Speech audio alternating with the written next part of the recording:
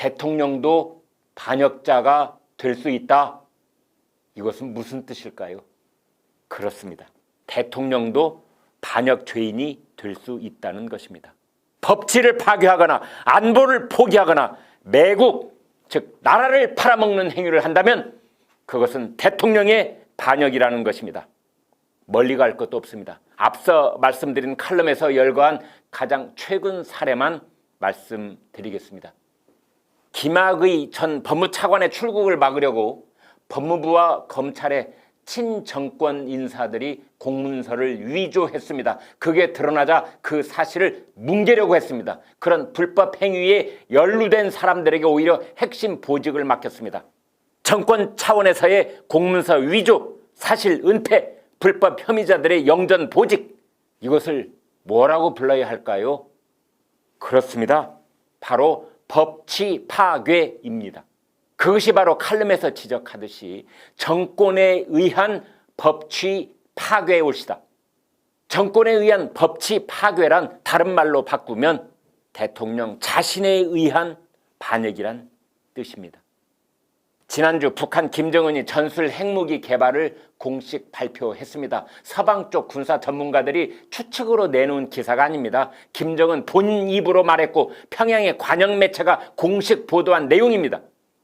그렇다면 응당 대한민국 대통령은 대통령이라면 강력히 경고하고 확고한 대응책을 마련해야 합니다. 그런데 문재인 대통령은 이렇게 말했습니다. 언제든 어디서든 만나고 비대면의 방식으로도 대화할 수 있다. 대전환을 이룰 수 있다. 그러자 통일부는 4월까지 비대면 회의실 구축에 나섰습니다. 같은 날 북한 김여정한테는 특등 머저리 이런 조롱을 들었습니다. 개성연락사무소를 폭파해도 해수부 공무원을 사살하고 불태워도 항의를 하기는커녕 저자세로 절절맸습니다. 이것을 뭐라고 불러야 할까요? 그렇습니다. 바로 한나라의 국가원수가 안보를 포기하는 행위입니다. 앞서 말씀드린 칼럼은 이렇게 말했습니다. 이런 안보 포기는 반역이다. 문재인 정권이 나라 전체에 해악을 끼친 가장 큰 잘못은 탈원전 정책이라고 할 수 있습니다. 앞으로 수십 년, 수백 년 동안 우리나라 에너지 정책을 절름발이로 만들어버린 정책이 탈원전입니다. 그런데 최근에는 삼중수소 괴담까지 퍼뜨리고 있습니다. 경제성 조작으로는 먹혀들지 않자 삼중수소 괴담을 들고 나온 것입니다. 정말로 천신만고 끝에 확보한 세계 최고의 원자력 발전 경쟁력을 죽이지 못해서 안달을 하고 있는 것입니다. 이것을 뭐라고 불러야 할까요? 그렇습니다. 바로 국익을 팔아먹는 매국입니다. 대통령과 정권이 국가의 이익을 팔아먹는 매국 행위를 한다면 그것을 뭐라고 불러야 할까요? 그렇습니다. 바로 대통령이 저지르는 반역 행위라고 할 수 있는 것입니다.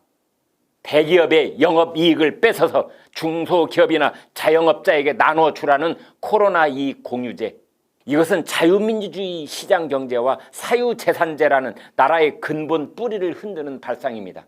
그것을 대통령과 청와대의 묵인하에 집권 여당에서 불을 지피고 있습니다. 조금 기다리면 주택공유제, 재산공유제, 소득공유제까지 나올 판입니다. 이것은 무엇일까요? 그렇습니다. 바로 국기문란이요 국헌문란입니다. 앞선 정권에서 최순실 씨가 만든 무슨 문화자든 체육재단을 저 사람들이 국정농단이라고 불렀는데 그런 것은 이 공유제에 비하면 애들 장난도 아닙니다. 헌법 정신을 훼손하는 국헌문란, 그것은 바로 정권이 저지르는 반역이 되는 것입니다.